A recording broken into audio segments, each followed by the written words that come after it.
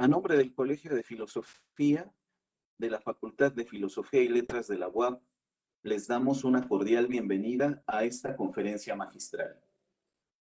Vivimos tiempos en los que la reflexión filosófica se vuelve urgente. La sociedad necesita estar cerca del arte, de la literatura, de la historia, en una palabra, del humanismo. El campo de las humanidades en Occidente se ha cultivado de diversos modos. A través del tiempo ha recibido como impulso fundamental alcanzar el ideal de una vida buena y justa.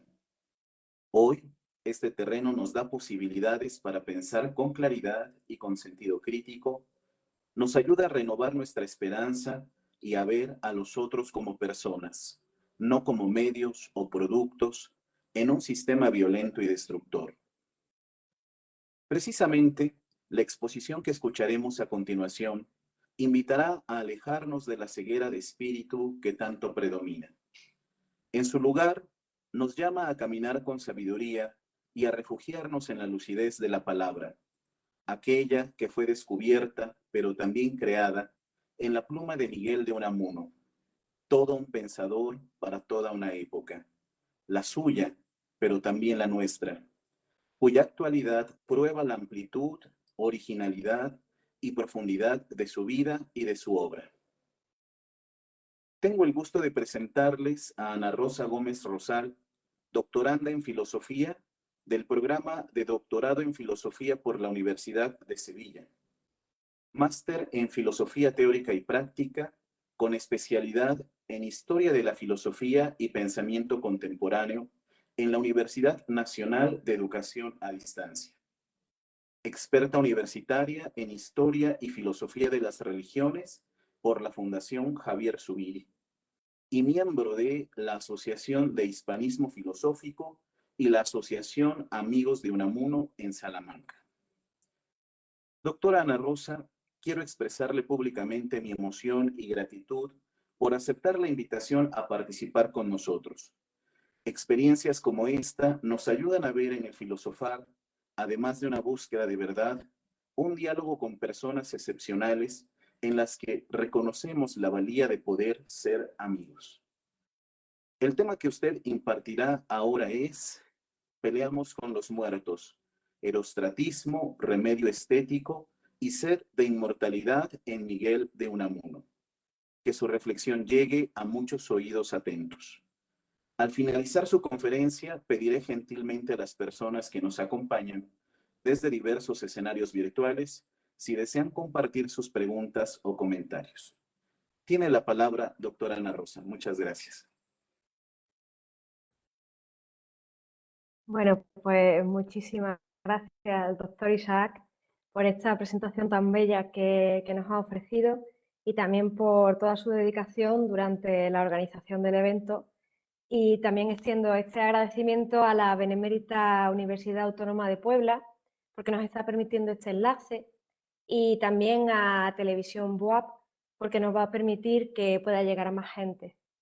Aunque las circunstancias actuales pues, nos están obligando a encontrarnos virtualmente, para mí, desde luego, es todo un placer poder estar hoy aquí, delante de todos ustedes, saludándoles. Y espero que, más allá de mi exposición, también tengamos la oportunidad de seguir creando esta filosofía hispánica que hacemos entre todos, ¿no? Por medio de las preguntas y comentarios que quieran proponerme al final de mi exposición. Como puede intuirse por el título elegido para este encuentro, vamos a ocuparnos de ciertos elementos fundamentales de la obra de Miguel de Unamuno, como son el erostratismo, el remedio estético y el ansia o hambre de inmortalidad. Por suerte o por desgracia, advierto de antemano que todos ellos constituyen una fuente inagotable de problemas sin solución y ese va a ser precisamente el motivo de que encontremos dichos conceptos desperdigados por las obras de Unamuno, incluso algunas veces para llegar a contradecirse con lo que había afirmado él mismo en otro lugar. Hay que tener en cuenta, por esto mismo que he señalado anteriormente, que el hilo argumental que voy a seguir no va a ser, porque es que no puede ser lineal, sino que va a ser en espiral, y algunas veces fragmentario, y otras veces paradójico, y otras va a ser contradictorio, haciendo gala de ese santo derecho a la contradicción que nos dejó legado el propio Unamuno. Al fin y al cabo, lo que vamos a intentar es ser lo más respetuosos posible con la dinámica de Unamuno, quien se esforzaba por mantener una transmisión que pudiera ser equiparada a la vida, cercana y cordial. Es decir, como quien conversa con un amigo y como pretendo que hagamos nosotros ahora, incluyendo también a Unamuno en el debate. El punto de encuentro de esta escalera de caracol que vamos a seguir será siempre la muerte. Y volveremos a ella una y otra vez, pero cada uno de esos encuentros se va a realizar cargados con diferentes armas. Antes de comenzar con el tema en cuestión, me gustaría, a modo de prólogo, indicar que los temas que antes he mencionado se desarrollan en textos de Unamuno principalmente dedicados a la juventud. Y esto ha hecho que, de algún modo, me decante por traerlos hoy aquí, tanto para quienes ya conocieran previamente a Miguel de Unamuno y Hugo como para quien no. Y es importante a quién se dirigen porque, como ya sabemos, el receptor siempre va a suponer un tono distinto en la forma de expresar del autor, así como la finalidad que se espera de la proclamación que se hace. Cuando Unamuno habla a los jóvenes, no lo está haciendo desde el academicismo ni desde una atalaya de marfil con su deje de superioridad, sino que lo hace sabiendo que habla al presente futuro y, en cierto modo, sintiéndose parte de ellos, queriendo incitar al pensamiento autoconsciente que en tantas ocasiones parece ser pasado por alto desde ciertas tribunas de corte más dogmático, erudito o incluso sermoneante. Vaya por delante que Unamuno no quiere sermonear, sino que lo que quiere es incitar a formar parte de su reflexión a la juventud por dos motivos. El primero, por la inherente potencialidad de renovación que suponen, siendo esa ventaja de aire fresco que mueve los papeles amarillentos que puedan tener cierto olor a cerrado. Hablarle a la juventud es hablar desde la esperanza. Y el segundo motivo responde a una condición personal del propio Vasco Salmantino, por estar en constante contacto con jóvenes a través de la cátedra de griego que imparte, y porque él mismo se siente siempre entre los jóvenes y los viejos, o mejor dicho, entre medias, pero en ninguno de los dos grupos. En un artículo que publica en 1904 y que se titula Almas de jóvenes, y en el que, por cierto, se hace una referencia a un joven Ortega y Gasset y también a un joven Antonio Machado, arguye Unamuno lo siguiente, y cito: "Y es que, si no nos preocupan los jóvenes, ¿qué nos va a preocupar? Llevo cerca de 20 años de profesorado, 13 de ellos de cátedra pública y oficial. Llevo cerca de 20 años tratando con jóvenes y andan ya haciendo papel por el mundo discípulos míos. En el trato frecuente y lo más íntimo que me es dable con la juventud, procuro mantener mi juventud en frescura y, sin embargo, nunca he logrado que se tratara como a un joven. Cuando, teniendo poco más de 16 años, envié sin firma un artículo al noticiero bilbaíno, Trueba, que era entonces el alma de este diario, lo atribuyó a una persona mucho mayor que yo. Y a partir de entonces casi siempre me vi tratado de niño viejo, lo cual me consuela, pues creo que es el mejor camino para llegar a viejo niño. Y todo esto me ha creado una situación especialmente favorable, pues ni la gente vieja me cuenta entre los suyos, ni entre los suyos me cuenta la gente nueva". Fin de la cita. Otro rasgo que creo que es importante reseñar antes de empezar con el tema en cuestión es que, al referirse Unamuno a la juventud, no se está ciñendo al marco español, sino que lo hace al marco hispanoamericano, demostrando un interés por lo nuevo más allá de las fronteras territoriales, prestando atención a las corrientes que se desarrollan en México, en Chile, en Argentina, en Colombia, bajo la unión que nos proporciona este lenguaje común. Y ese lenguaje, para don Miguel, es una fuente privilegiada de acceso al pensamiento que vamos a desarrollar, porque, al contrario que el alemán o el francés o el inglés, el español no busca hacerse científico ni moderno en términos de modernidad. No se doblega tampoco ante los imperativos lógicos de la economía del lenguaje o su positivización, sino que más bien propende al conocimiento popular por medio de los refranes, a la expresión de la realidad mediante las metáforas y la poesía, y al volcamiento del alma, en lo que algunos han querido ver un amor a la muerte. Esta forma de discurrir, que nos lega la identidad en el lenguaje y que nos ha costado y nos sigue costando todavía la inclusión de obras creadas en nuestro idioma dentro del panorama filosófico, como si de alguna manera nosotros mismos nos hubiéramos creído aquella proclama chauvinista de Heidegger de que solo el griego y el alemán son útiles para filosofar, ¿no? como si no fuera filosofía el Quijote o la vida de sueño, o como si no lo fueran las poesías de José Asunción Silva y las de Sor Juana Inés de la Cruz, los estudios de Amado Nervo y los de María Zambrano, las novelas de Octavio Paz y las de Baltasar Gracián. Esta forma de discurrir, decía, nos ayudará a introducirnos en la lucha por la vida a través del pensamiento y la obra, en el español que hacemos entre todos, y que como le escribiera un joven Unamuno en 1899 a Rubén Darío, en esta lengua, cito, se encontrará sin duda con muchas ideas indecibles que a falta de encarnar verbos le flotan en hermosa indecisión en la fantasía, preñadas de todo el encanto de lo no maduro. Es lo que usted llamaría un mundo auroral, un mundo de bruma matutina, henchido de promesas. Fin de la cita. En contraste con esta libertad espiritual que se encuentra en el terruño de la palabra, de la paz que emana de las promesas de futuro, el contexto histórico en el que se desarrolla la vida del hombre unamuno estará siempre marcado por la guerra. Y de este contexto aprende el sentido de beligerancia entre lo externo y lo interno, que le hace mantener siempre presente la famosa dicotomía de paz en la guerra o guerra en la paz. En su niñez, Unamuno es testigo de la guerra carlista en Bilbao, donde se forjarán sus primeros recuerdos entre trincheras y proyectiles, y eso hace del espacio de ruido un gran tablero de juego. Y mientras tanto, en su casa, su madre Salomé le conduce a la paz leyéndole fragmentos del Nuevo Testamento para dormirle, queriendo inculcarle esa fe infantil en la que los miedos se espantan por las palabras de Dios y los conflictos se deshacen en credos. 30 años después de eso nos encontramos con Unamuno, heredado por transmisión oral de la madre y de los evangelios, y que a falta de padre habían cumplido su función de crianza espiritual. Don Miguel había pasado sus años de estudiante en Madrid, donde las nuevas corrientes ideológicas le habían llegado a fascinar hasta tal punto que quería hacer del positivismo y el socialismo su nueva religión. Sin embargo, ni uno ni el otro le van a auxiliar cuando el sentimiento de angustia vital le engulle la esperanza materialista y pone por delante la certeza del aniquilamiento del yo. Esto que cuento sucede en el año 1898 y en ese momento se está cayendo la idea de una España hegemónica y todopoderosa que se va al traste ante la pérdida de sus colonias de ultramar. Y mientras se da la independencia de dichas colonias, en la península ibérica se le contrapone el sentimiento de paraíso perdido, de finitud y falibilidad. La crisis del 98, que es también conocida como crisis finisecular, será el escenario perfecto para que se produzca una explosión artística y filosófica englobada bajo el nombre de Generación del 98. Entre los autores de dicha generación, que por lo menos para que nos suenen, sus nombres son Miguel de Unamuno, que tiene un papel preponderante, Antonio Machado, Ramón María del Valle Inclán, José Martínez Ruiz Azorín, Ángel Ganivet, Pío Baroja. Pues entre ellos destaca una emoción común de insatisfacción y desasosiego, pero sobre todo hay un deseo palpitante por adentrarse en el fondo de las cosas.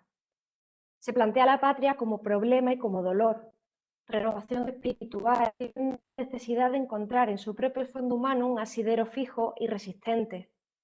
Pero este asidero no lo pueden encontrar por medio de la razón, porque ésta parece venir a decirnos que hay que conformarse, que la realidad solo puede comprenderse desde un espacio aséptico y despersonalizado. El remedio tiene que venir por medio de la imaginación, de la literatura, de la poesía, de la filosofía que apunta al corazón, que crea y recrea y siente y lucha y se enfada con Dios, incluso si no tiene ninguna certeza de que existan. Mientras el panorama existencialista, o por lo menos pesimista, se filtra por los poros de toda una generación, Unamuno además batallaba contra sí mismo desde un año antes, desde 1897, que es el momento en el que su fe se radicaliza ante la idea concreta de la muerte personal. Lo que le sucede es lo que han dado en llamar una neurosis cardíaca que sufrió, que hoy en día a lo mejor podríamos llamar problema de ansiedad. Y ante la falta de aire que experimenta en su propio cuerpo, la muerte ya no le parece algo ajeno o lejano que pudiera postergarse, sino que le apremia a encontrar una respuesta satisfactoria ante la impensable idea de imaginarse como no existiendo. Y para sortear esa vida pasajera, pues Unamuno vuelve a los evangelios, queriendo encontrar en ellos las huellas de Dios. Unamuno lo que quiere es hacer del silencio en su conciencia una voz salvífica que le hable de la vida que queda después. Pero ya no es una vida que quede solo para él, sino que tiene que quedar para toda su estirpe carnal, sobre todo para su hijo Raimundo, quien vería su vida trastocada por una afección de meningitis con hidrocefalia, falleciendo en 1902. Para terminar el repaso de guerra, tenemos que irnos al último año de la vida de nuestro autor, en 1936, que es el primer año de los 3 que dura la Guerra Civil Española, y que le costará no pocos amigos. Algunos va a ser por enemistad de afiliación política y a otros los va a perder por fusilamientos. Y en ese camino también va a perder su propia salud, falleciendo el 31 de diciembre de 1936 mientras se encontraba bajo arresto domiciliario. Durante esta última etapa compone la obra inacabada El resentimiento trágico de la vida, notas sobre la Revolución y la Guerra Civil Española.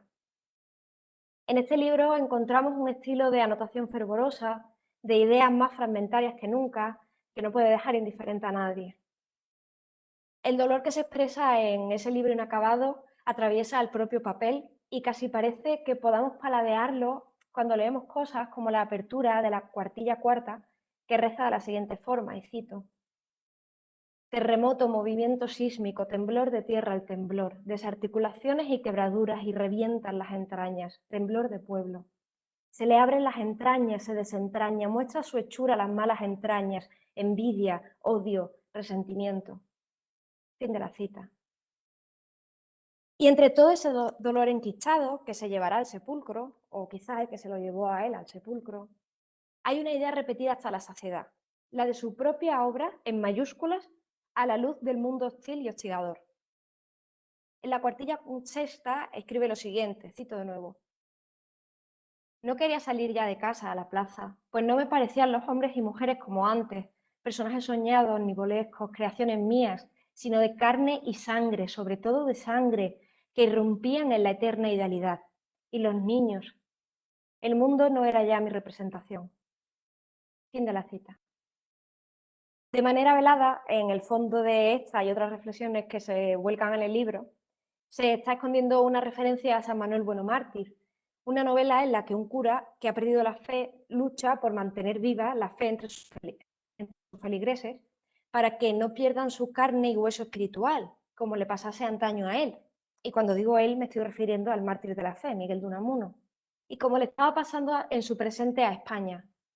Aquella obra no era ni bola, sino que era una novela casi utópica y casi una reproducción de la Atlántida platónica en la que dicta que no hay realidad sin idealidad.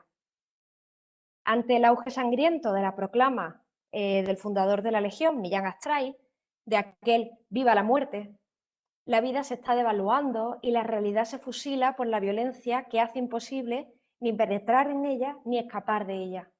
Y queda capada toda humana posibilidad de recreación divina a la que se aspira desde la ficción.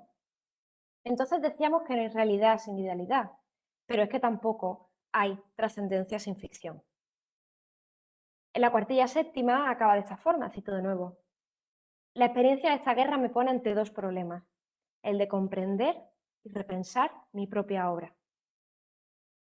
En cierto modo, esto es lo que estamos haciendo nosotros ahora. Estamos comprendiendo y repensando parte de su obra a través de los entresijos de los conflictos que marcan inexorablemente la posibilidad de supervivencia a través de la obra. Y damos fin a esta especie de prólogo para ya meternos de lleno en la cuestión. El primer peldaño de los que hemos dicho que íbamos a subir es la diferenciación entre la muerte, los muertos y lo muerto.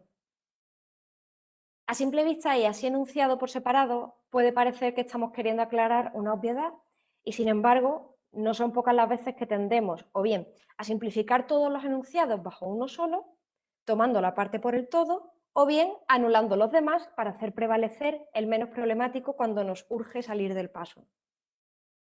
Empezando por lo último, lo muerto, nos dirá Unamuno que es a lo que nuestro entendimiento racional tiende. Literalmente, y no en pocas ocasiones, afirma que, cito, la mente busca al muerto, pues lo vivo se le escapa. Fin de la cita. Lo muerto se identificaría entonces con el proceso de entomología que aplicamos a las cosas vivas, a los saberes, a las costumbres y a las creencias, con el fin de fosilizarlas para que no se nos escurran entre los dedos. Es, por tanto, lo propio de la razón, de la lógica, de la ciencia, que necesita de un espacio seguro y de unas condiciones estables para alcanzar un conocimiento que se denomine científicamente como válido. Pero eso sí, a costa de su validez, se interrumpe el progreso de lo puesto bajo lupa, sacándole de su entorno natural. Lo muerto es lo matado por el ser humano para su consumo. Y esto también se aplica a las personas, vivas o muertas, a las que se les termina despojando de toda su individualidad para formar con ellas una figura de barro y ramas a las que podamos llamar leyendas, y del que cualquier parecido con la realidad, como dicen las películas, es pura coincidencia.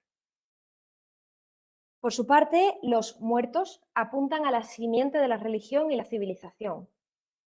Bajo el pluralismo indeterminado de los muertos se encierra a todas las generaciones humanas desde el principio de lo que llamamos la humanidad, ya sea de cualquier época y de cualquier lugar, pero cumplen una condición común, que es que siempre son distintos al que habla. Los muertos son los otros, los que descansaron su peso en la tierra y a quienes los vivos hicieron casas más resistentes y ornamentadas que para ellos mismos, con la esperanza de que la última morada no fuera la definitiva y de que su alma, ya sea con cuerpo o sin cuerpo, según la creencia que corresponda, ascienda a un lugar mejor cuantitativa y cualitativamente, llevando en la memoria a aquellos que les cuidaron en vida y en muerte. Los muertos, así en plural, son para Unamuno los otros, porque los que tienen nombre, obra y memoria siguen vivos, propios y no indeterminados, aunque haga tiempo que no anden por el mundo. Pero uno nunca se pone entre las filas de esa legión cuando se enuncia a los muertos. Y ello es a pesar de lo que se sigue lógicamente, es decir, la muerte. La muerte, al contrario que los muertos, es lo plural en sentido unívoco, lo que es más universal y concreto. La muerte, por mucho que queramos postergarlo o negarlo, siempre termina apuntando a mi muerte, y así para cada uno particularmente. La muerte, al contrario que los muertos, es la mayor manifestación de lo vivo, en constante movimiento, enraizado en la naturaleza, y que nos devuelve la esencia de lo que somos, seres finitos en tiempo y espacio, limitados y falibles. Ahora bien, por un lado, la limitación que nos constituye, nuestra finitud, es la responsable de nuestra acción, y por otro, es la responsable de una acción significativa, dado que al adquirir la conciencia de muerte, de nuestra muerte concreta, tenemos que aliarnos con el tiempo para no perderlo ni perdernos en él, para producir obras que puedan perdurar a través de él. La conciencia de muerte a la que hemos hecho referencia hace un segundo va a tener un valor capital en la teoría de Unamuno, ya que alcanzar la conciencia de muerte es para Unamuno igual que decir que se ha alcanzado la conciencia de sí o autoconciencia. El proceso de desvelamiento del conocimiento pleno del yo que soy en la naturaleza hace que se nos despierte el instinto de supervivencia social e individual. Y como ya sé, por experiencia en otras exposiciones previas a esta, que de primeras muchos no compartirán esta idea y que habrá quienes ahora mismo estén pensando que ellos son capaces de pensar en su muerte, en la nada posterior y anterior a la breve rendija de luz entre dos eternidades de tinieblas que dice Nabokov, sin el más mínimo signo de sobresalto, incluso con cierta tranquilidad ante esa idea derivada, la conciencia de saber que nuestros actos, dentro de su limitación, no tienen o no tendrán mayor repercusión. Pero es probable que esa tranquilidad venga provocada por haber caído en la tela de araña de la razón, que, como decíamos, busca lo muerto y se hace fuerte en ello.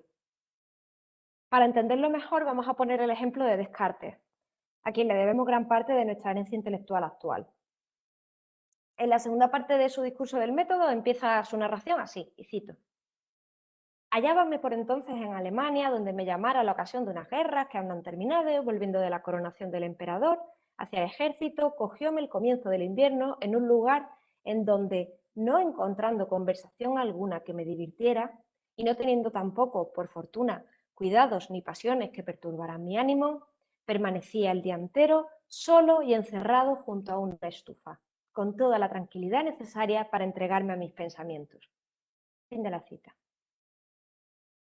Por lo pronto, lo que tenemos es a un hombre que está como envasado al vacío, que es como una zeta forzado por las condiciones externas, que es como un cuerpo atomizado dentro de un ataúd, que presenta el ideal de pensamiento entre unas condiciones asépticas.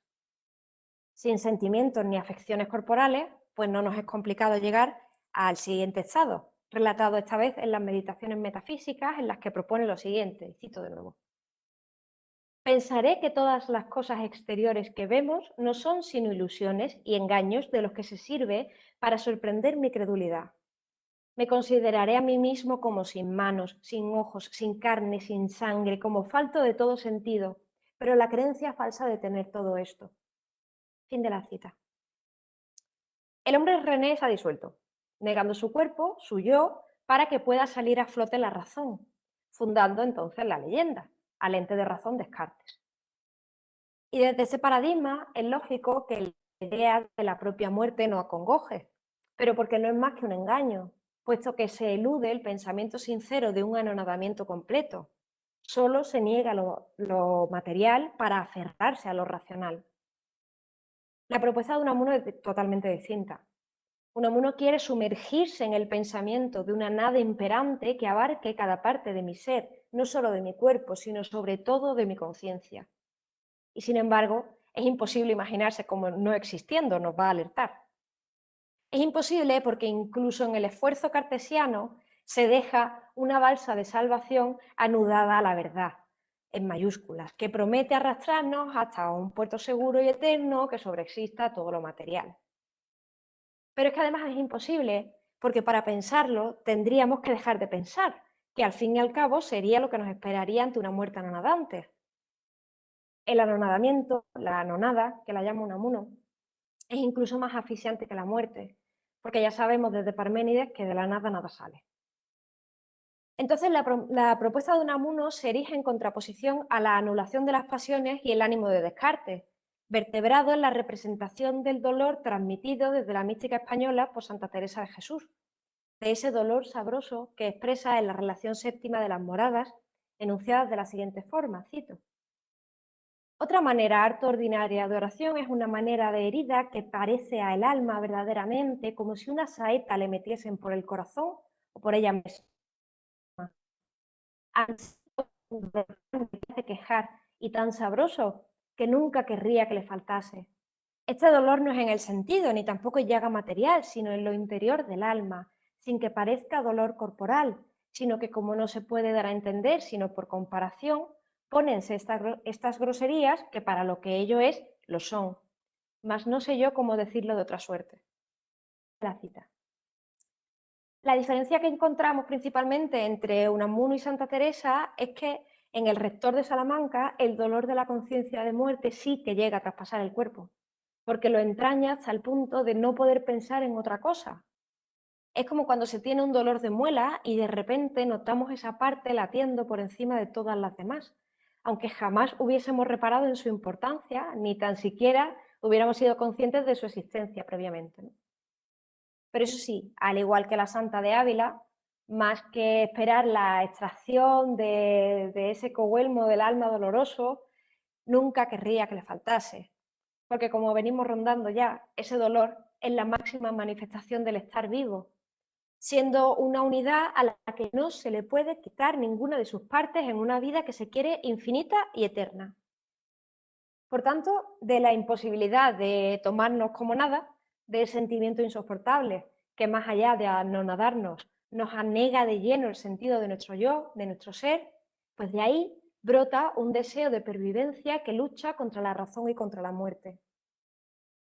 Es una lucha agónica a la que Unamuno está bastante acostumbrado, como hemos visto, porque nos enrolamos en la batalla a sabiendas de que no podremos salir victoriosos de ella. Y todo esto viene, todo esto que vengo contando, viene a que hay que empezar el análisis de las categorías que vamos a presentar una vez que se ha habitado en ese dolor que nos habita y no antes. Entonces, decíamos, retomando lo anterior, que Unamuno atribuye a dicho dolor la aparición del instinto de supervivencia, tanto en lo colectivo como en lo individual. Y de tal instinto en lo individual, a su vez, surgen dos tipos de remedio. Por un lado, el remedio estético y por otro, el remedio al que vamos a llamar ontológico. El primero, el estético, sería el que contiene al erostratismo, al egoísmo, a la fama, al renombre, a la vanidad, diciéndolo rápido y pronto. Pero vamos a ir por partes, partiendo de la definición de los conceptos presentados, para que posteriormente podamos diluirlos en la indefinición que para Unamuno nos va a conceder cierta libertad. En primer lugar, el erostratismo toma su nombre de Eróstrato de Éfeso, ciudadano que incendió el templo de Artemisa con el único fin de hacer un acto tan grande, tan bárbaro, que le valiese el recuerdo de su nombre por los siglos de los siglos.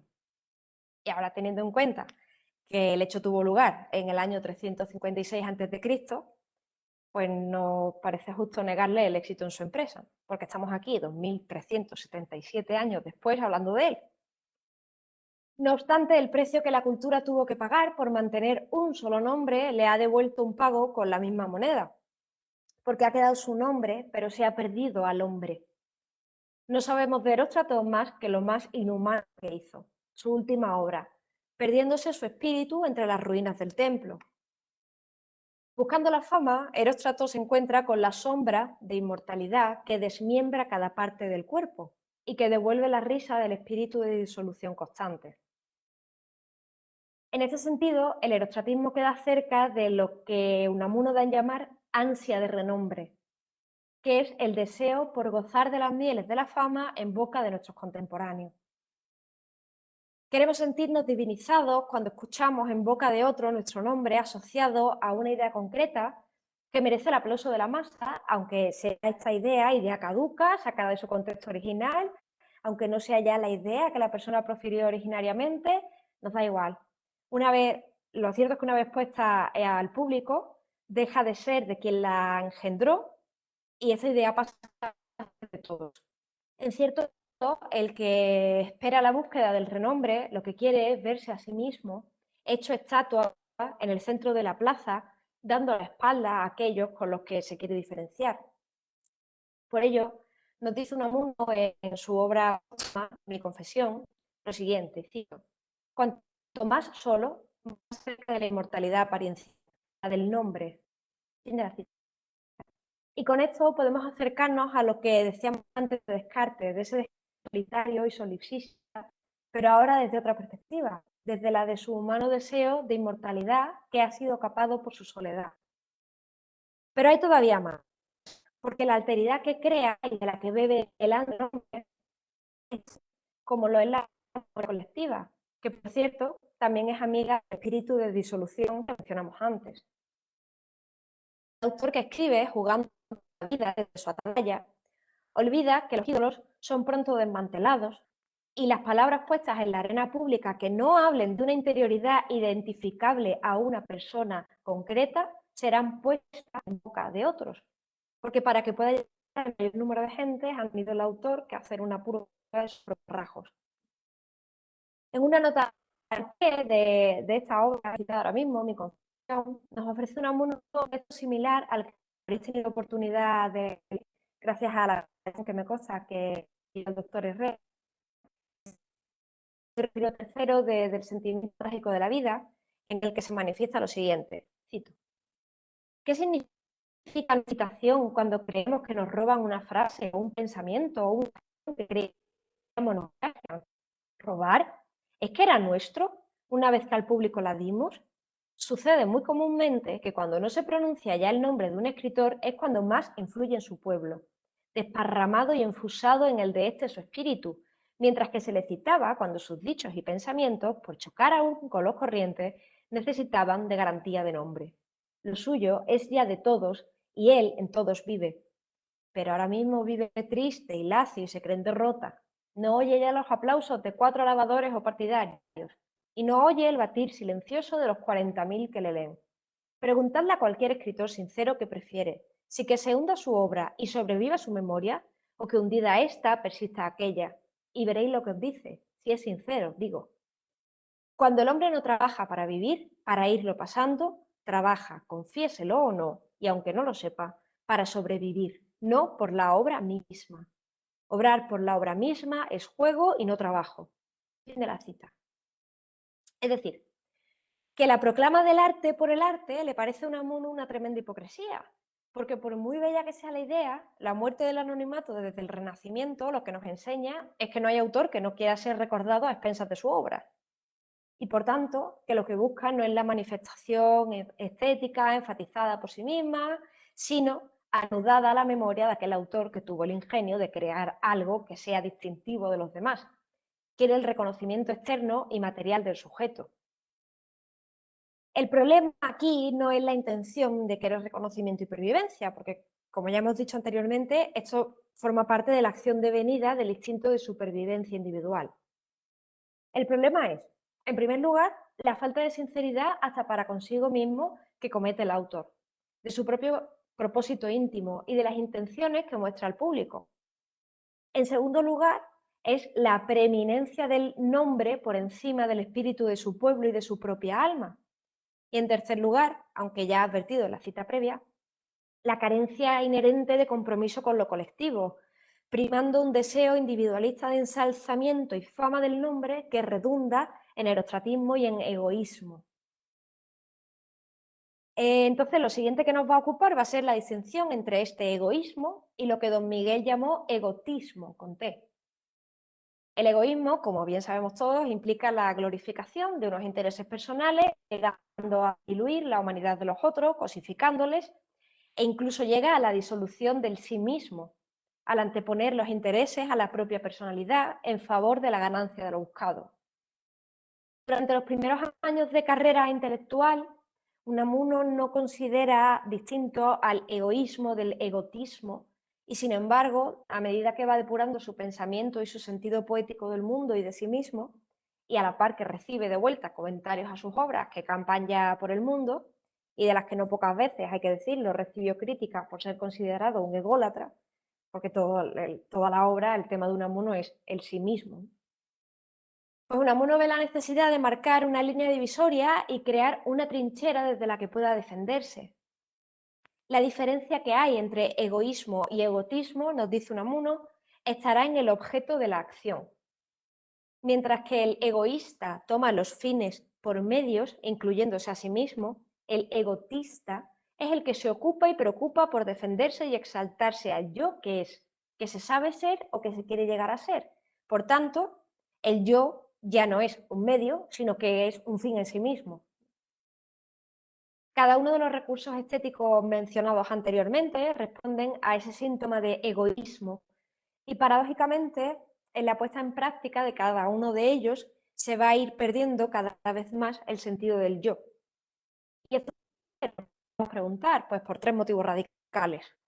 El primero, porque se centran en dar continuidad a lo material por encima de lo espiritual, prefiriendo de manera inconsciente la eternidad a la infinitud, la extensión al espacio antes que la expansión en el tiempo.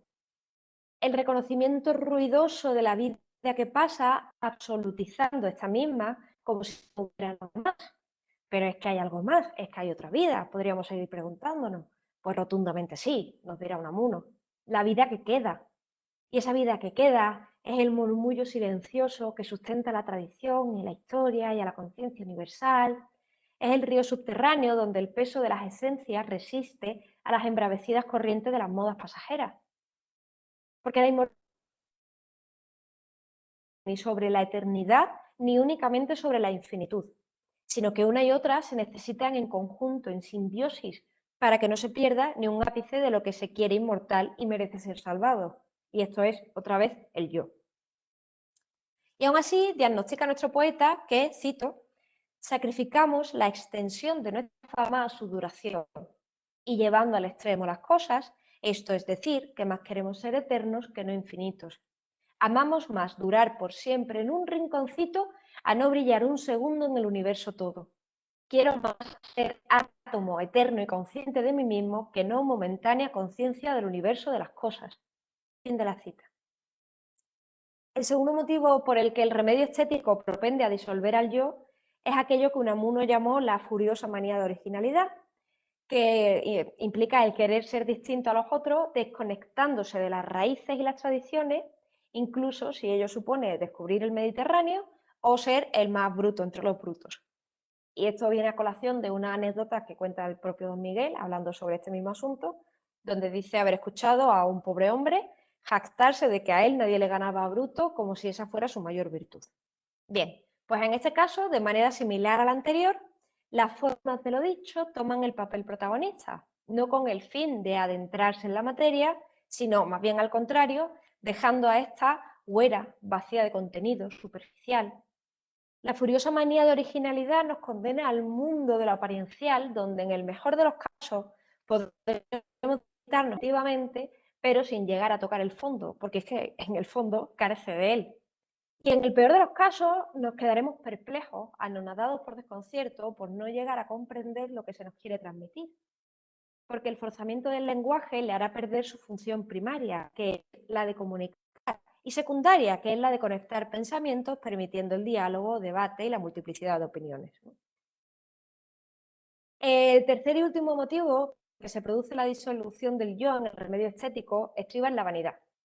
Para Unamuno, la vanidad es la respuesta del ego doloroso que busca un revulsivo en lo inmediato, que tiende a adormecer el dolor por medio del goce y que se complace en conocerse entre las sombras güeras y el deleite de poder juntar una palabra con otra, como si significaran algo por el simple hecho de ser proferidas con un tono enfebrecido, revistiendo su propia carne y creación con el disfraz de la comedia, del entretenimiento que mata al tiempo.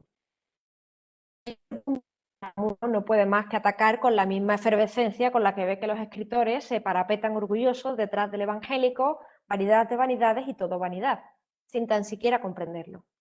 En otro ensayo de 1904, titulado Plenitud de plenitudes y todo plenitud, expresa lo siguiente, y cito: todo ese cantar fue reducido hace siglos a una fuerte sentencia que como agorero hace reír de vez en cuando sobre nuestras cabezas soñadoras, y la sentencia es esta: vanitas vanitatum et omnia vanitas, vanidad de vanidades y todo vanidad.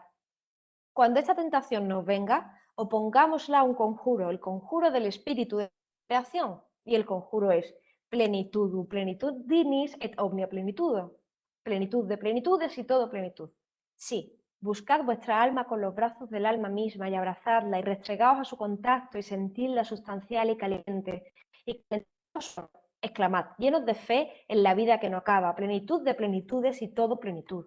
Es cosa apenadera, pero muy cierta, sin embargo, y por desgracia, que no todos sienten su propio espíritu, que no todos sienten ser y existir como núcleo de su universo. Fin de la cita. Este sentirse, esta vanidad, esta obra aparencial creada como remedio, no remedio, de la inmortalidad, está a la base de cómo el mundo engulle al autor por no haberse parado previamente, antes de ponerse a escribir, a pintar, a modelar con barro, a hacer música, por no haberse parado a descubrir su mundo interior.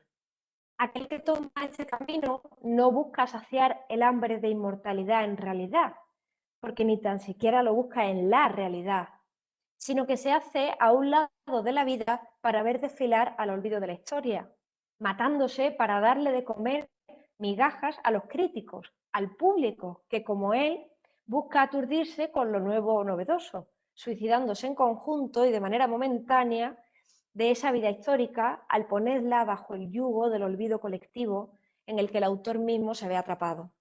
En otra parte del citado Plenitud de plenitudes y todo plenitud, podemos ver de manera más profunda y extensa el alcance de esto que acabamos de hablar. Y cito: esa concepción, o mejor dicho, ese sentimiento hipnótico del mundo y de la vida, nos lleva a adoptar frente al mundo una posición estética, a tomarlo como espectáculo. Fue la posición dominante en la intelectualidad griega desde los tiempos de los poemas homéricos hasta los comienzos de la cristiandad y aún después. En la Odisea se dice que los dioses traman y cumplen la destrucción de los mortales para que los venideros tengan algo que cantar. Y más de 10 siglos después, dice el libro de los Hechos de los Apóstoles en el versículo 21 de su capítulo 17, que los atenienses y sus huéspedes extranjeros no pasaban el tiempo sino en oír y decir novedades. Y siglos más tarde, nuestro viejo cantar del Mio Cid, versos 343-344, hablando de la vida del Cristo, dice lo mismo: por tierra andidiste 32 años, Señor espiritual, mostrando los milagros en Agüemos que faular. Es decir, que los milagros del Cristo sirvieron para que hablasen de ellos e hiciesen con ellos cantar en los cantores y juglares de nuestra pintoresca Edad Media. Y ya en nuestros días, el gran pontífice del intelectualismo esteticista, Ernesto Renan, y nos dice que este universo es un espectáculo que Dios se da a sí mismo, recomendándonos que sirvamos las intenciones del gran corega, contribuyendo a hacer del espectáculo lo más brillante y lo más variado que sea posible. Filosofía de sonámbulos que no sienten su propio peso espiritual. Fin de la cita. Pues es en esta tesitura en la que se da la pelea con los muertos, porque el cielo fama de la gloria, que es la fama legitimada por el paso del tiempo, tiene un espacio tan reducido y limitado como puede ser el espacio que tiene la Tierra o un álbum de cromos. En lugar de trabajar en conjunto con las obras del pasado, en labor consecutiva y acumulativa, el que toma el camino del remedio estético considera que el aplauso designado a los otros es un aplauso del que se le priva a él, y por eso tiene que mantener a los muertos en lo muerto y se echa tierra a sí mismo al atomizarse. La falta de conciencia de sí es también inconsciencia de que incluso cuando proyectamos al futuro, lo estamos haciendo desde el pasado y que mientras más vivos mantengamos a los hombres y mujeres que nos ayudan a deglutir el proceso para hacerlo carne de vida en la tradición y las obras, más estaremos criando nuestro propio yo, encadenado a nombres, a generaciones y tierra abonada de la que pueda salir raíces duraderas, participando tanto de la historia que quede marcada en la intrahistoria.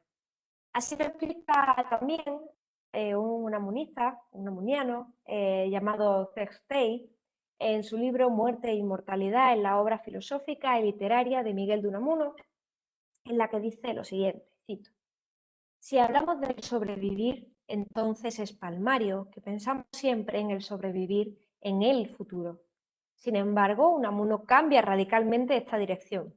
La garantía del sobrevivir se esconde no en la relación hacia el futuro, sino hacia el pasado. Y esto conlleva, naturalmente, la relación con los muertos. Fin de la cita. Al contrario de todo lo que hemos visto hasta ahora, el remedio, o mejor dicho, la actitud, por lo que veremos más adelante, que nos propone don Miguel frente al dolor que provoca la idea de la muerte, emerge de un ahondamiento profundo en ese dolor, de un mirar cara a cara a la esfinge, ponernos frente al espejo de la muerte y dejar que del reflejo brote la obra sincera de nuestro espíritu. Es decir, obra que sea ella en sí misma el compendio total del alma de aquel que la crea, sin vestidos ni disfraces, sino descarnada, y que provoque en quien se encuentre frente al espejo de la palabra volcada el mismo efecto sobrecogedor que produce el mirarse largo tiempo la mirada a sí mismo en un ejemplo físico, en un espejo físico. Dijimos que a este remedio le íbamos a llamar ontológico, porque consiste en un doble ejercicio de desvelamiento del ser. Primero, el del autor, que ya no podrá ser más solamente autor, sino que ha debido mudar a poeta, es decir, a creador. Tras la búsqueda interior de quien se quiere llegar a ser, el poeta vierte su mundo dentro de la obra para quedarse a vivir en él, y mientras que le está dando forma, que lo está moldeando, crea también otro mundo en el que han de caber todos cuantos nos acerquemos. Pero Unamuno no quiere asegurarnos un paseo ameno, ni una vía de escape del mundo fáctico que puede llegar a atormentarnos, sino que quiere todo lo contrario. Unamuno quiere agitarnos, quiere obligarnos a pensar en nuestra propia muerte, para que no vivamos sin conciencia de nosotros mismos, sino que luchemos por conquistar la propia autoconciencia. Y aquí se produce el segundo momento del desvelamiento ontológico, que implica además un conflicto irreconciliable entre los dos anhelos que concatenan al deseo de inmortalidad de bulto y no de sombra, como sucede en el remedio estético.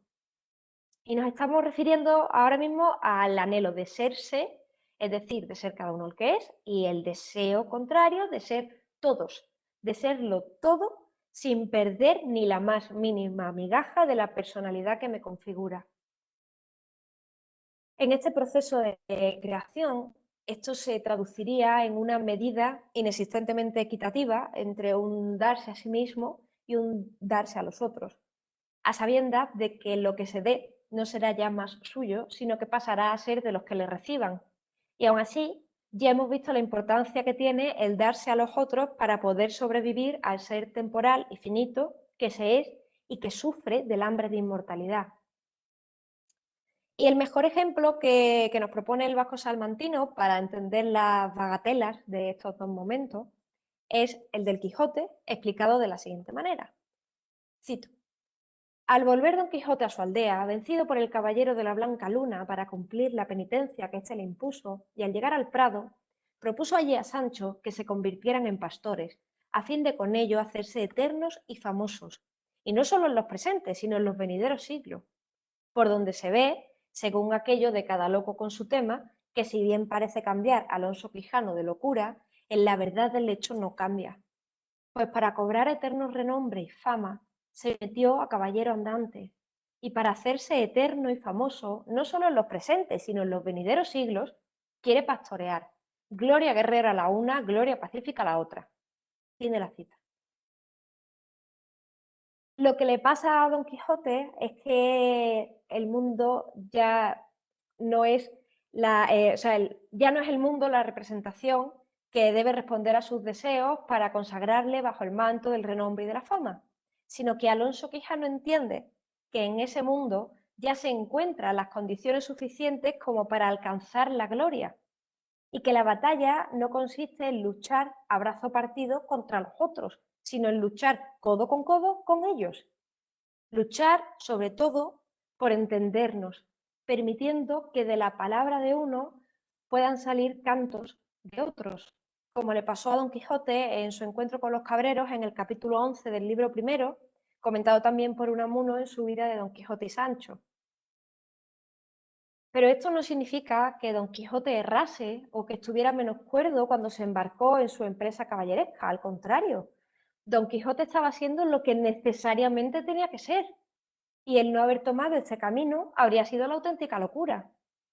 Don Quijote es el ejemplo más claro porque lo que nos enseña es que antes de expandirse hacia el tiempo y el espacio hay que contraerse en sí mismo, y que entre uno y otro estado en el camino se descubre que ya no vivimos para conocer, sino que conocemos para vivir, para conocerse uno a sí mismo en carne y hueso y en espíritu, es decir, para hacerse uno a sí mismo. Y que si esto no hubiera sido producido al devolverle la mirada al dolor lacerante que nos obliga a enfrentarnos cara a cara con la finalidad personal, jamás habríamos podido avanzar hacia la conciencia de nosotros mismos. Y en este punto sería lícito objetar que todo esto está muy bien, pero que ¿para qué tanto si se va a perder nuestro nombre y nuestra conciencia y si no hay nada más allá de Dios que nos garantice la pervivencia ultraterrena? Y esta pregunta sería lícita porque tendríamos razón. O mejor dicho, porque es que esto es lo que nos grita la razón. Y esa misma razón es la que llamó loco a Don Quijote y la que nos arrastra a la vanidad del todo. Lo que la razón no sabe, o quizás no quiere saber, es que tan pronto la vanidad del todo se manifiesta, hace también su aparición como contrapunto el amor. Y el amor es ese deseo cordial de no querer que se acabe la vida.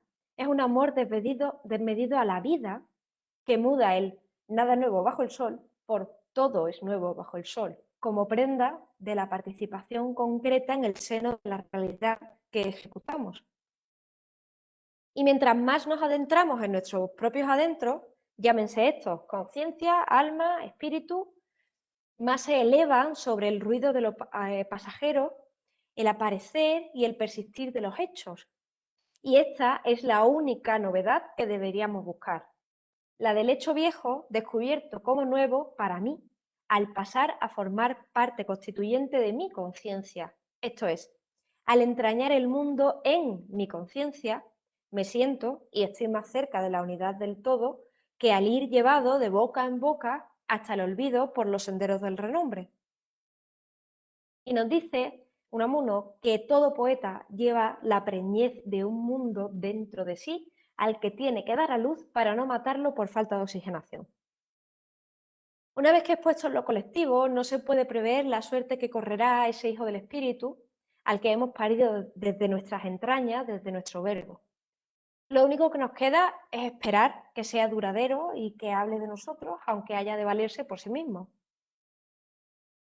El remedio ontológico, lo cierto es que no nos ofrece un asidero seguro a la inmortalidad, por supuesto, pero por lo menos sí nos deja dibujada la posibilidad de la inmortalidad de bulto, algo a lo que el remedio estético jamás puede llegar, ni siquiera potencialmente. El hambre de inmortalidad no se sacia definitivamente nunca.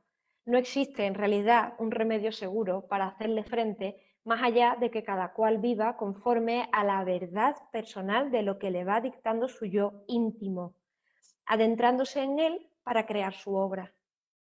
Y teniendo fe en lo creado, en el fenómeno que habrá de hablar de nosotros y por nosotros, del cuerpo. Y así lo expresa también Unamuno en su ensayo Adentro, del que me gustaría resaltar el siguiente párrafo, y cito: puede creerse en el pasado, fe solo en el porvenir se tiene, solo en la libertad. Y la libertad es ideal y nada más que ideal. Y en serlo está precisamente su fuerza toda. Es ideal y es interior, es la esencia misma de nuestro posesionamiento del mundo al interiorizarlo. Deja a los que creen en el apocalipsis y milenarios que aguarden que el ideal les baje de las nubes y tome cuerpo a sus ojos y palparlo. Tú créelo verdadero ideal, siempre futuro y utópico, siempre utópico, esto es, de ningún lugar. Y espera, espera, que solo el que espera vive. Fin de la cita. Lo que Unamuno nos quiere decir es que desde la fe no nos peleamos con los muertos, sino que lo que hacemos es revivificarlos para que los que vengan detrás puedan compartir mesa con aquellos que nos enseñaron a pensar y que en cierto modo se puede decir que nos criaron intelectual y emocionalmente, para que a fin de cuentas la inmortalidad pueda llegar a ser plena, porque o es de todos o no es. Y de igual forma, desde la fe podemos proyectar al futuro, pero no con la razón, sino con la voluntad en mayúsculas de ser por siempre ayudado por la palabra también en mayúsculas, que nos conecta a un lugar concreto, a nuestra historia y a nuestros iguales. Y esto no lo decimos como un rasgo de patriotería, como le reprochábamos a Heidegger, sino porque las cosas, como sucede en el orden de la naturaleza, han de tener su lugar y su tiempo determinado para que germinen, para que broten, para que sean universales y duraderas en su prosperidad. El plan que propone don Miguel para alcanzar la inmortalidad no tiene en realidad un cómo establecido, sino que lo único que tiene es un porqué radical que cada cual ha de transitar para encontrar el camino y esperar con fe en lo que se haya creado. Y para terminar esta ponencia me gustaría darle fin trayendo a Sor Juana Inés de la Cruz, pero bajo la mirada y la pluma inmortalizadora de Unamuno, quien dice ver en ella el linaje directo de Eva y que nos enseña el camino de la libertad por medio de la sabiduría y el amor a la vida concreta entre los zarzales del dolor y la aparente vanidad. Daremos fin con el siguiente fragmento, esperando que de ello se siga la comprensión profunda de que nuestra única pelea ha de tener por rival a los muertos, porque los muertos, mientras sigan inspirándonos vida con sus palabras, adentrándonos en su mundo de formas inmortales, no son muertos, sino vivos que nos vivifican el alma y nos hacen querer caminar a su lado.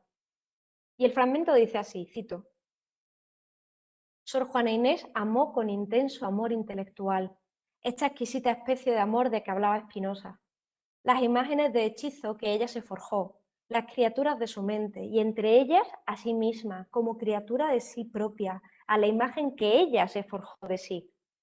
Conoció en sí a la que había de quedar. Es cadáver, es polvo, es sombra, es nada, dijo Sor Juana Inés de su retrato, pero no lo dijo de ella misma, porque ella se sentía muy otra que la envoltura carnal de un alma hambrienta de sabiduría. Fin de la cita. Y por mi parte nada más, con esto termino. Muchas gracias por vuestro tiempo, por vuestra atención y espero ser yo ahora la que tenga la oportunidad de oírles.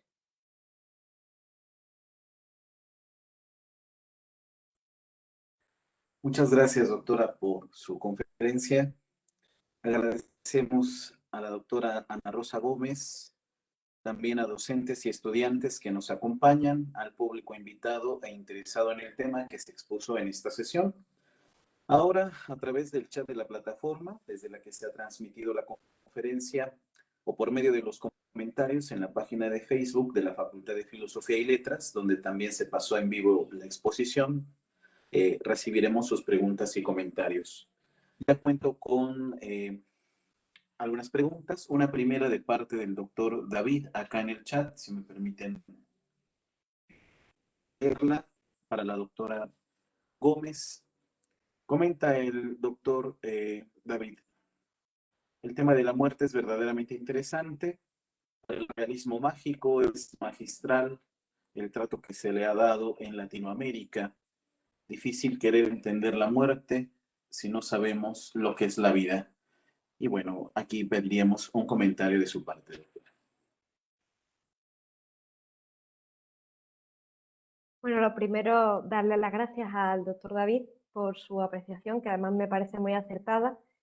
Por supuesto, o sea, no podemos querer conocer lo que es la muerte sin conocer lo que es la vida, y el propio Unamuno a lo que nos empuja es a querer una vida que sea como la que tenemos, ¿no? Sin quitarle absolutamente nada, que sea la vida que conocemos y que sentimos y que la queramos eternas. Y entonces ese es el amor que viene pues a privarnos de corrientes más pesimistas, como por ejemplo pueda ser la tendencia al suicidio, ¿no? Es un amor a la vida que quiere que siga siendo tal cual, incluso en la muerte. Así que estoy muy de acuerdo con lo que ha dicho el doctor David.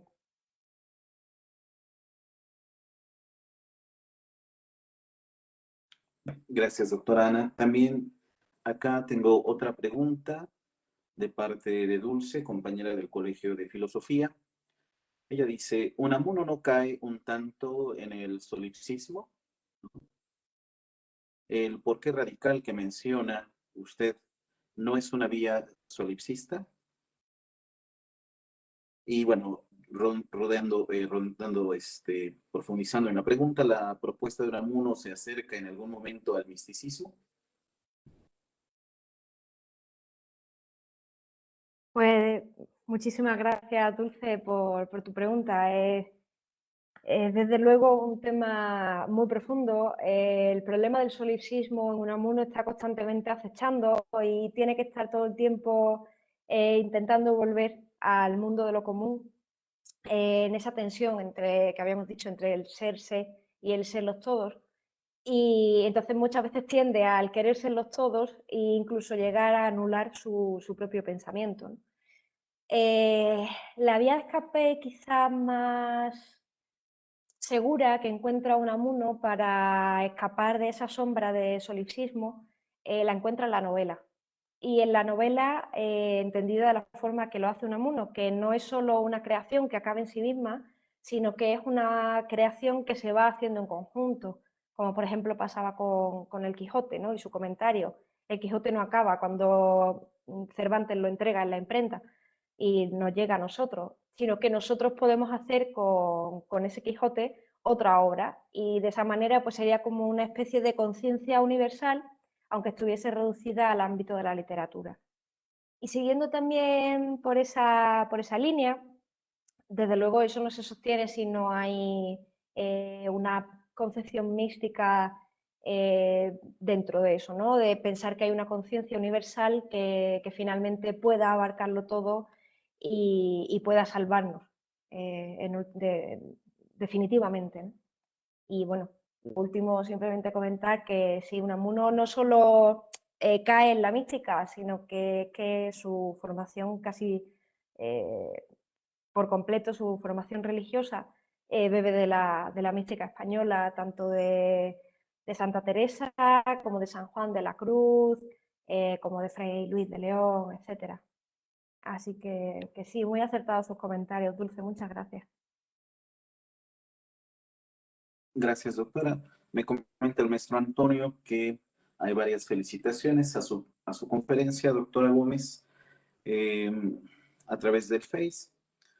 Acá también hay otra pregunta que le hace la doctora Adriana con respecto a lo primero que usted desarrolló en su conferencia, la cuestión del dolor físico o moral, que no siempre hace surgir remedio, ¿no? No siempre hay este encuentro con lo que lo remedia.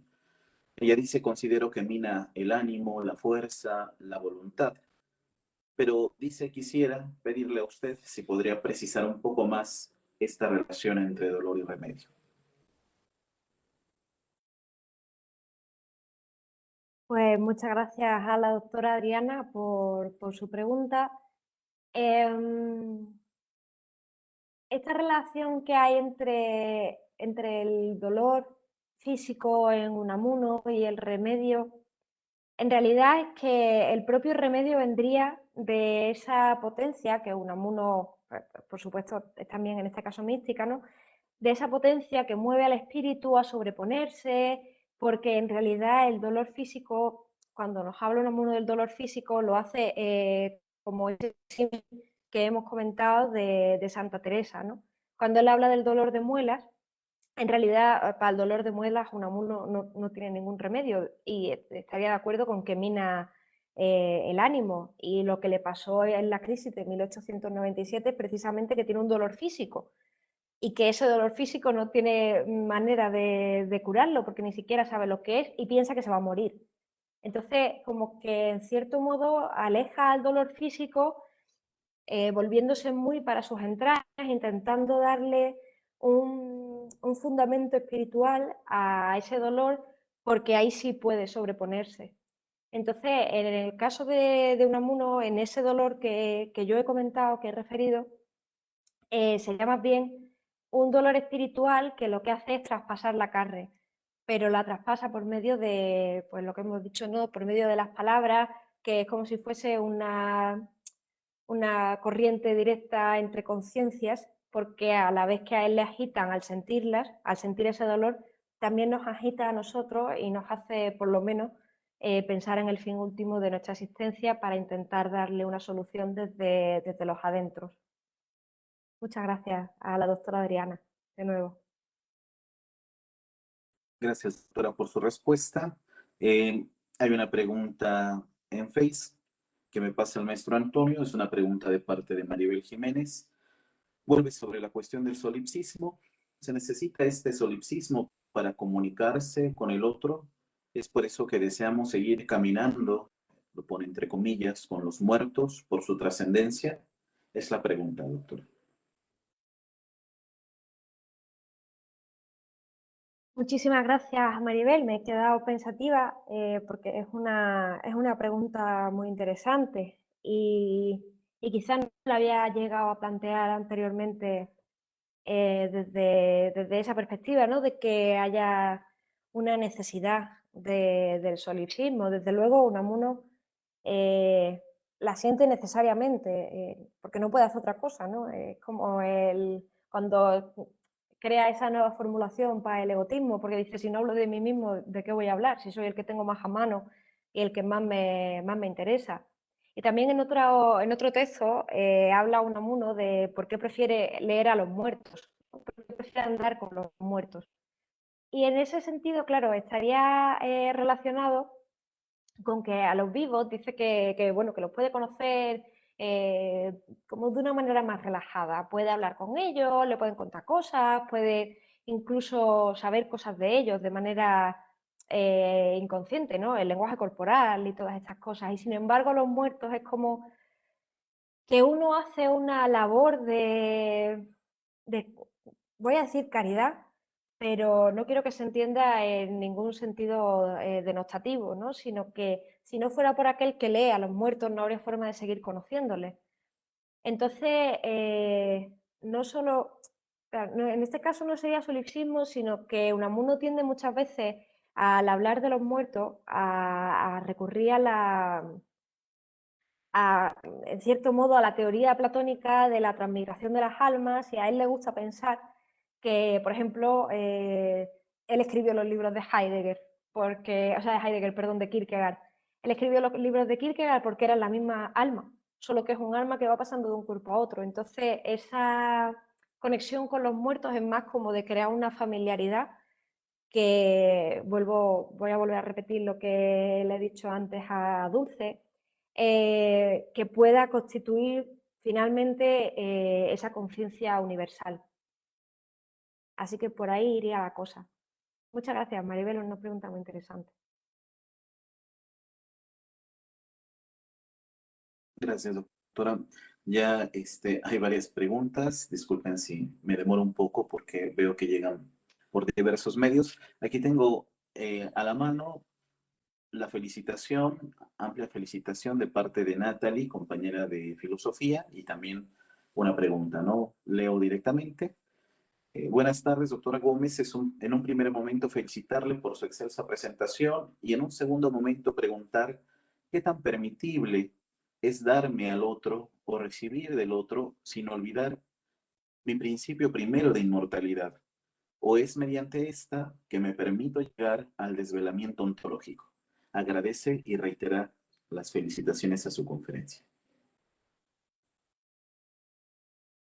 Muchísimas gracias. Me da mucha alegría que la hayan disfrutado y bueno, lo digo en esta ocasión, pero también aplica a las anteriores. Me da muchísima alegría que les esté generando tantas cuestiones y pensemos en esto en conjunto. Y yendo ahora a la pregunta de Natalie concretamente. El hecho de darme al otro sin perder nada de mí mismo realmente no puede llegarse a ser, no puede ser. Entonces esa imposibilidad ontológica es la que le distancia realmente de Dios. Si tuviera eso sería Dios. Y ese es uno de los recursos que él quiere llegar a crear por medio de sus ficciones, ¿no? El ser los otros sin perder nada de sí mismo. Claro, en este sentido, los otros son los otros desde un plano ficcional y por eso también pone tanto empeño en que esos entes de ficción que él crea sean tomados en la realidad como entes de realidad, porque es la única forma de que él pueda llegar a cumplir ese deseo, ¿no? Y a este respecto, si tuviera más interés en profundizar, le recomendaría que se leyese el libro de François Meyer, que es de la década de los 80, que se llama La ontología de Miguel de Unamuno. Está traducido al español, aunque está escrito en francés originariamente. Y ahí dedica gran parte a esa dualidad que nunca llega a reconciliarse entre el querer serse y el querer serlo todo.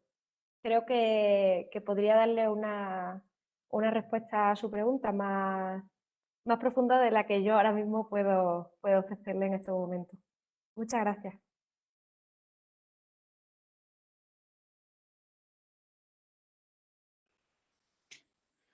Muchas gracias, doctora. Acá yo, no sé, tengo un problema porque creo que cuando abro la ventana de las preguntas en el chat y luego la cierro para volver a poner el audio, veo que se pierde la pregunta. Había tres, no sé si me pueden apoyar recuperando tres comentarios que vi.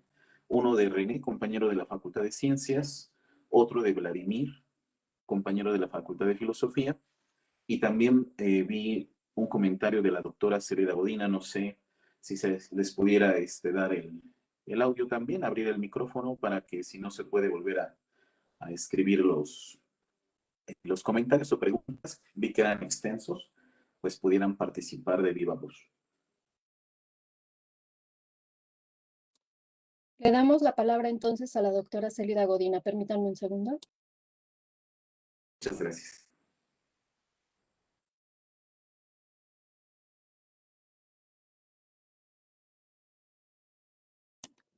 Listo, doctora, ¿puede hablar? Sí, buenas tardes. Yo solo quiero felicitar a la doctora Gómez por su apasionada conferencia con respecto a Miguel de Unamuno.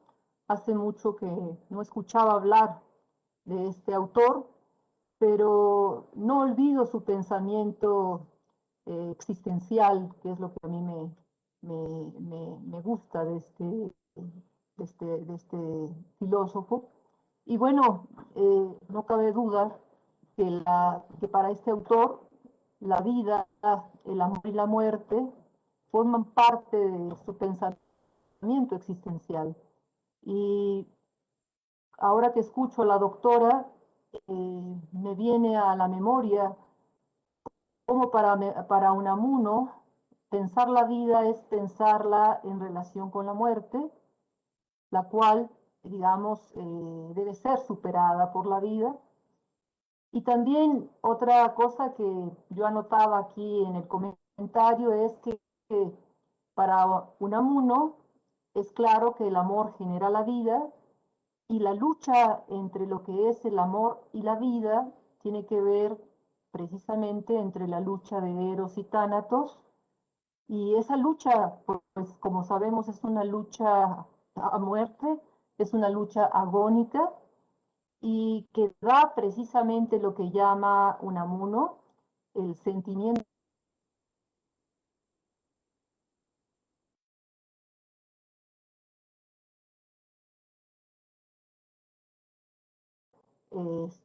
a Unamuno presente en este siglo XXI, en el año 21. Un abrazo.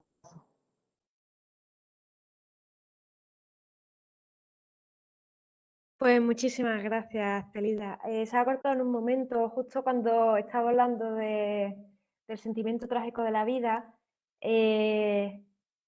Simplemente dar las gracias por las aportaciones que ha hecho, que son muy acertadas y sin duda creo que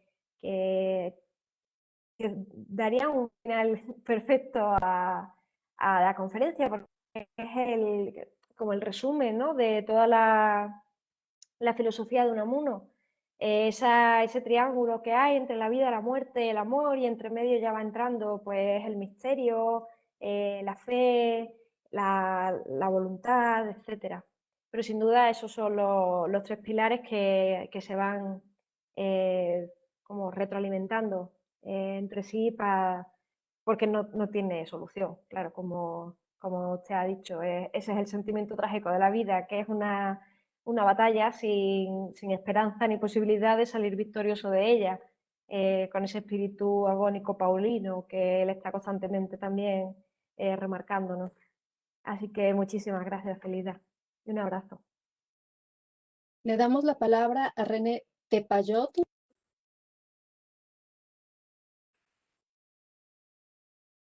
Buenas tardes.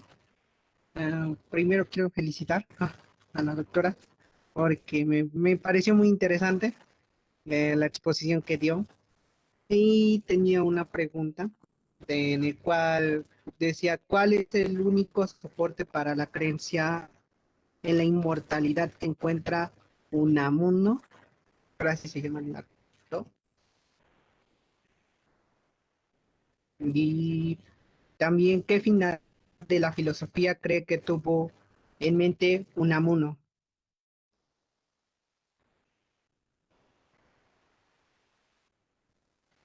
Y ya, gracias. Muchísimas gracias, René. También son dos preguntas muy, muy interesantes, porque, claro, la única creencia en la que uno puede basar todo su pensamiento, ¿no?, todo lo que expone, sería una fe que él se crea, que es la fe personal, es una religión personal, pero no religión en el sentido de ponerse a sí mismo en una estatua y darse culto, ¿no?, sino pues la idea que yo tengo de Dios, la idea que yo tengo de Jesucristo tiene que ser así, y entonces, en la medida en la que de algún modo eso ha tenido que ser derivado, quiere él creer, de una gran potencia, por esta corriente mística que siempre le está dando un poco las ideas. Si yo lo creo así, tiene que ser porque es así, ¿no? Entonces, lo único que sustenta la creencia de Unamuno es la fe, pero esa fe entendida sui generis, ¿no?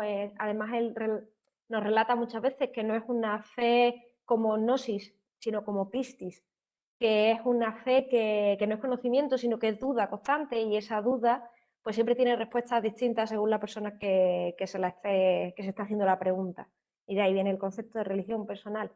Y respecto a la finalidad que tiene para Unamuno la filosofía, pues en verdad tienen una relación muy complicada, Unamuno y la filosofía, porque muchas veces se revela contra ella entendiendo que la filosofía es esa cosa gris y privativa, ¿no? Que no permite entrar si, por ejemplo, eres literato. Y a él no le gusta eso. De hecho, se revuelve muchas veces si le llaman erudito o sabio y dice que eso se lo dicen para insultarle. Se lo toma como algo personal. Entonces, la relación que él tiene con o sea, la finalidad de su filosofía es más bien intentar hacer una filosofía poética, que después esa gran obra la va a llevar a cabo María Zambrano. Primero, la finalidad, bueno, tenemos que tener claro que Unamuno su finalidad siempre es la salvación personal y ya después la colectiva.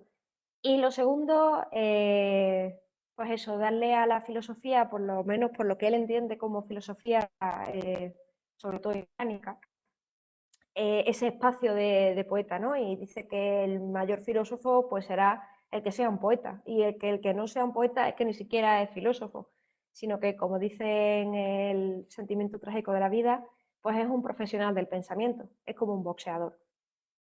Así que eso, espero haber contestado a tus preguntas, René. Muchas gracias. Damos la palabra a Vladimir Ilich.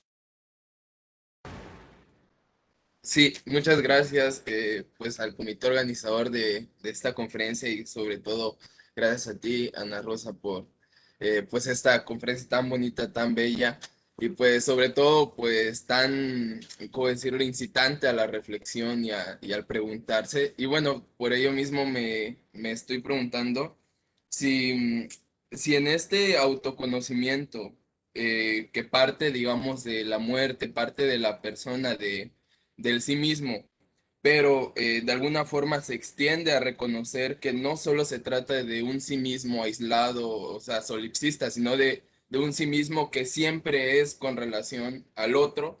Ahí va mi pregunta, es si esta otredad que se reconoce con el autoconocimiento va a ser siempre una otredad sintiente humana, es decir, siempre un otro yo humano, o si es un reconocimiento, digamos, de una otredad que me constituye desde espectros tan diversos como decir la otredad, no sé, entender a la naturaleza, a un río, una montaña, entender no solo al otro humano, pues como algo que importa y que me constituye y que además es parte de esta totalidad a la que me parece que podría apuntar el descubrimiento o el conocimiento del sí mismo.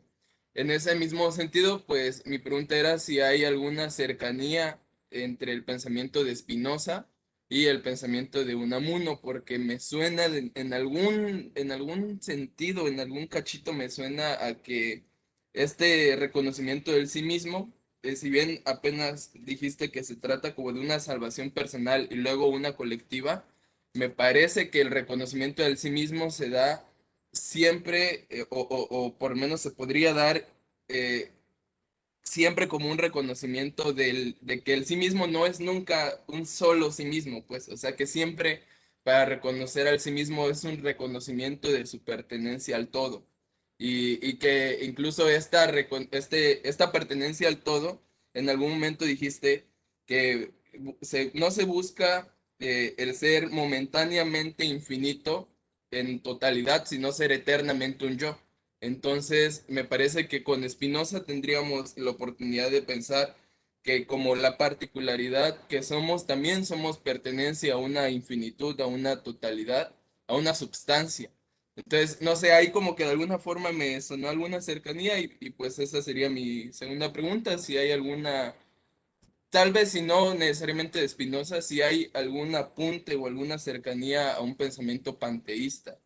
Y pues bueno, nuevamente muchas gracias y también gracias por la respuesta que seguramente ya se viene.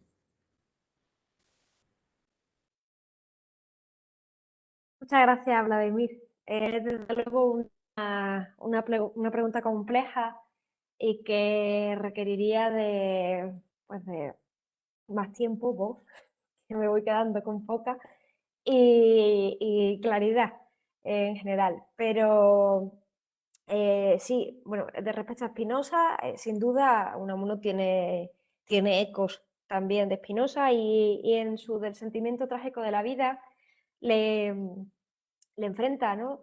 Perdón, se enfrenta, un segundo.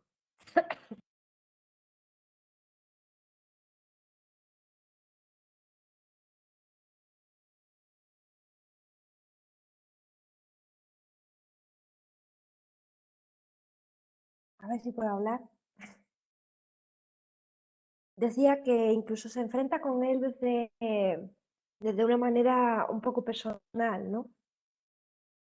También tiene muy en cuenta muchas veces el conatus. Me estoy quedando sin voz, perdón.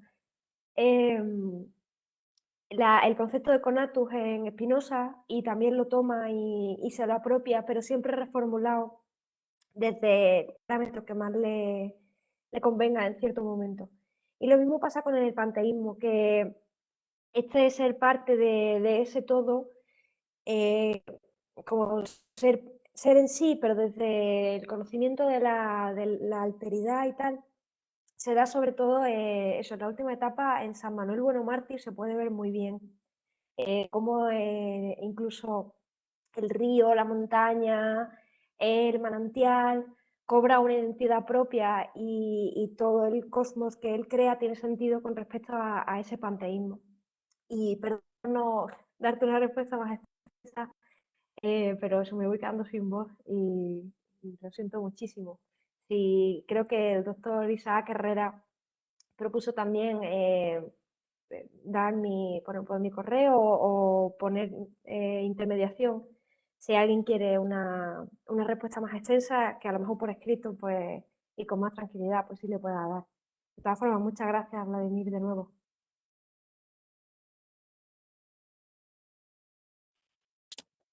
Hay Muchas una gracias, pregunta, doctora. Perdón, sí. bueno, espero a que usted haga la mención. Gracias, Salva. Bueno, realmente yo quiero agradecer mucho este esfuerzo también al final de la conferencia de responder eh, las preguntas. Creo que todas muestran el interés que hubo hacia la conferencia que nos expuso la doctora Ana Rosa. Hemos escuchado varias. Yo sugiero, eh, dependiendo de lo que decida la doctora Gómez, que las preguntas que todavía están tanto en Face como acá mismo en la plataforma, eh, podamos reservarlas para que yo las remita a la doctora Gómez, que amablemente, eh, con anticipación me ha dicho, me ha confirmado que está en la mejor disposición de continuar con este diálogo, ¿no? O bien, igual, doctora, también para no abusar de su tiempo, ¿no? Y bueno, de ahora que ya igual ya es un rato, ¿no? De estar hablando. Tal vez responder una última pregunta. Hay varias, ¿no? Eh, y bueno, sería muy difícil hacer una síntesis de todas porque van hacia cuestiones diversas, pero si usted está de acuerdo y las compañeras y los compañeros que amablemente han mandado sus preguntas, si también acceden a que puedan responderse desde el correo de la doctora Gómez, ¿no? Entonces, esa sería mi sugerencia o mi indicación. No sé, doctora, usted, eh, ¿qué opina al respecto?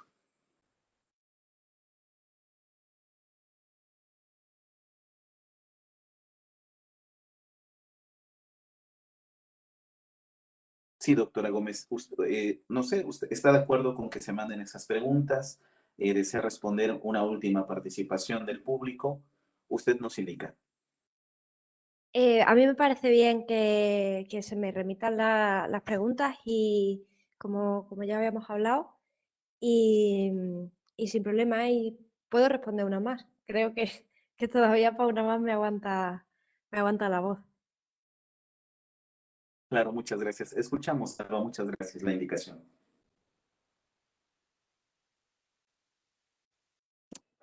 Hay una de Alberto Marañón, creo que es la última.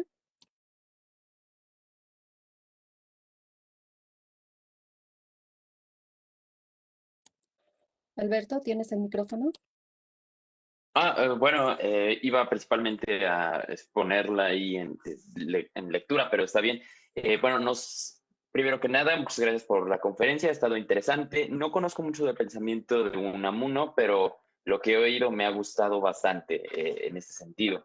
Entonces, yo quería plantear que pareciera que Unamuno nos dice que hay un terror absoluto a la muerte, pues al final mi conciencia pareciera que regresa a un espacio de inconsciencia, puesto entre comillas, que de alguna forma es justamente donde se ha originado mi conciencia, en este primer espacio de inconsciencia que es al que regreso, ¿no? Y en ese sentido, si vengo de la nada para volver a la nada, ¿realmente existí o qué sentido tuvo el existir en primer lugar? O sea, ante estas preguntas completamente, pues, terroríficas, es lo que me lleva a pensar si Unamuno llega a plantear alguna solución para combatir esta búsqueda de inmortalidad, ¿no? Que justamente, como usted mencionó, se buscaba a través de diferentes acciones y llegaba a ocasionar diferentes direcciones, ¿no? Justamente, si existe alguna forma en que Unamuno puede superar, nos plantea que podemos superar este anhelo de inmortalidad, tanto de manera individual como de manera comunitaria, porque vale que existe justamente en el anhelo individual de mí mismo, pero también hay comunidades enteras que ejercen diferentes acciones, no solamente en búsqueda de inmortalidad individual, sino también del líder, o sea, búsqueda de inmortalizar el nombre del líder, de aquel que nos trajo hasta acá. Entonces, iba más o menos por ahí la cuestión. Muchas gracias. Pues muchas gracias, Alberto, por tu pregunta, que además a ser, mi respuesta va a ser una síntesis para dar cierre a esto. Y tu pregunta me ayuda mucho a hacer esa síntesis de cierre por el momento, por lo menos. Respecto a la inmortalidad, claro, mencionas que en un principio, si salimos de la nada y nosotros, de ese estado de inconsciencia, y nosotros después salimos a la conciencia, pues claro, retorno lo normal es volver a ese sitio de donde salimos. Y eso sería esa breve rendija de luz entre dos eternidades de tinieblas que he mencionado de Nabokov.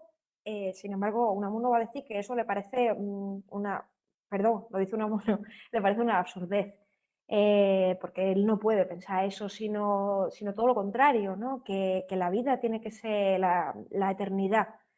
Entonces, a tenor también de lo que dije en una respuesta anterior, Unamuno quiere pensar que el alma es inmortal, que nosotros no salimos de la nada. Bueno, quiere pensarlo también habiendo leído a Platón y habiendo leído el Fedón y el Fedro, etc. Entonces, el que salgamos de la nada a Unamuno no le puede entrar en la cabeza, sino que simplemente llevamos existiendo en alma, un alma que pasa además eso, que transmigra de un sitio a otro y que sigue vagando, ¿no? Por ejemplo, Unamuno. Si estuviese ahora mismo en algún sitio viéndonos, pues pensaría que como que le estamos dando vida a su alma. Siempre se va a quedar ahí el problema de la conciencia sin resolver, porque su conciencia humana no tenemos constancia de que quede. Y la forma en la que él intenta darle alguna solución a eso partiría de... me gusta muchísimo además ese poema, partiría de un poema que dice: aquí os entrego mi alma libro, hombre mundo verdadero. Alma libro va junto, separado solo por un guión. Hombre mundo también, verdadero, cuando vibres todo entero, soy yo, lector, que en ti vibro. Entonces él lo que quiere es eso, quiere más estar en los otros una vez que su cuerpo ya no está, porque de esa forma pues él tiene fe en que esa es la transmigración de las almas, cómo se efectúa. Y si me permiten, me entró antes por consulta privada y aprovecho porque también viene al caso una pregunta del doctor José Manuel Sevilla, que decía que quien no fuese novelista, filósofo, ¿no? Que cómo podía aspirar a esa sobrevivencia en la vida y la eterna pervivencia en la existencia literaria. Y la respuesta pues viene a ser la misma que antes, que es siendo lectores. Unamuno no quiere que todo el mundo escriba, porque además eso, por mucho que él no quiera caer en ese ansia de renombre, sí que cae constantemente y por eso sus obras no son anónimas. Sin embargo, lo que sí hace, por otra parte, es que los prólogos sí que responden a otras personas. Entonces ahí ya vuelve esa multiplicidad de yoes que se extienden en el mundo, etcétera. Pero claro, que él no puede, a lo que quiero ir es que si todos escribiésemos, pues el cielo de la fama no podría entrar nadie porque habría en la puerta incluso un impedimento.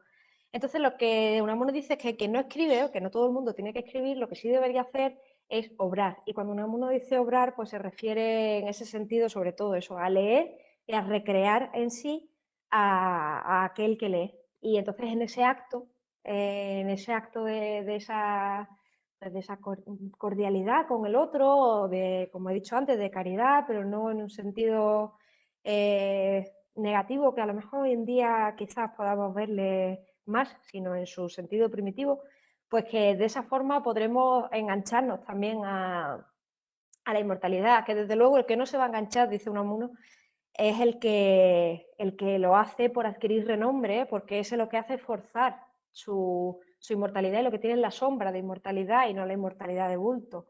Y vuelvo a la pregunta que me hizo Alberto, cuando me decía que las comunidades, cuando hay una persona que, o sea, muchas personas que luchan porque una persona como que perviva o sobreviva, pues en este caso, claro, sería un poquito más difícil porque casi que en primer lugar podría sonar a ese remedio estético que nos decía Unamuno, ¿no? De hacer estatuas a la gente o de erostratismo por el que quiere que su nombre perviva y de anonadamiento por quienes le siguen y no están buscando ser ellos mismos ensalzados, etcétera, etcétera. Pero claro, habría que ver el caso concreto y poder analizarlo según unos parámetros un poco más eso, definidos y no así en abstracto. Pero bueno, espero haber dado respuesta a lo que proponía Alberto. Muchas gracias. Muchas gracias, doctora Gómez. Me piden ser portavoz de muchas felicitaciones por la claridad de su conferencia y lo interesante del tema, personalmente por su buena disposición a estar con nosotros este día. Muy agradecido con usted, con las y los participantes, con Alba que nos apoyó en la conectividad de esta sesión. Agradezco a las y los amigos invitados, especialmente a mis estudiantes. Desde el Estado de Puebla le mandamos un cordial saludo, doctora, y esperamos a futuro, el futuro que aguarda la vida que nos queda, ¿no? Nos dé la oportunidad de escucharla en persona en nuestro bello Colegio de Filosofía. Muchas gracias, doctora. Ojalá que sí y ojalá que sea pronto, porque eso querrá decir que el mundo entero está mejorando. Así que Claro. muchísimas gracias a usted, doctor Isaac, también a Alba, que lleva todo el día ayudándonos, a los alumnos y a todos los asistentes. Y bueno, espero que hayan disfrutado. Yo disfruto muchísimo y espero que podamos encontrarnos pronto. Muchas gracias, Así de sea. verdad. Gracias. Gracias. Muy buena tarde a todos y todas las presentes.